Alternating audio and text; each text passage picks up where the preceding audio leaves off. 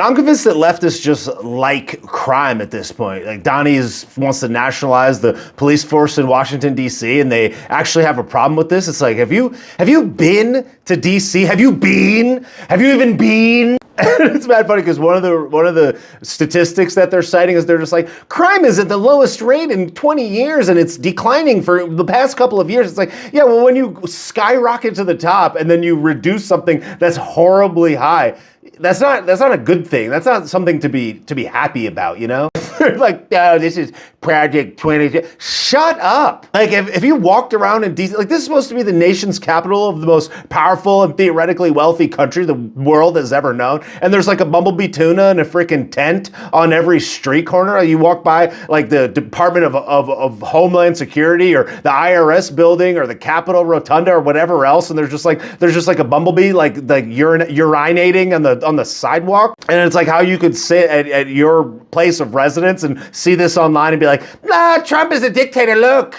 Like, again, have you been? Like, crime is hot garbage in DC, and Muriel Bowser is like quite literally a dumpster merchant. So how any person could think that this is like the slow walk to like some type of dictatorship is beyond me. Like, literally, what do you think we have a National Guard for? Like, what is even that? And of course, the other reference point is that day in January that, you know, your average leftoid just can't seem to let go, that they just love bringing up, which is fine. I'll even go as far as saying that, yeah, maybe the National Guard should have been deployed on that day. And I'm one of those people that's not completely, absolutely brainwashed and a bootlicker of the right, where I'll say that, like, yeah, that was all totally okay, because I personally think it was a honeypot trap and it was handled absolutely poorly. But just because one thing is a thing doesn't mean that it needs to bleed into every other single thing now until forever, this thing included. It's like, do you think that DC crime is not bad? Are the crime statistics not bad there? Or is he over exaggerating the crime there? Again, have you been?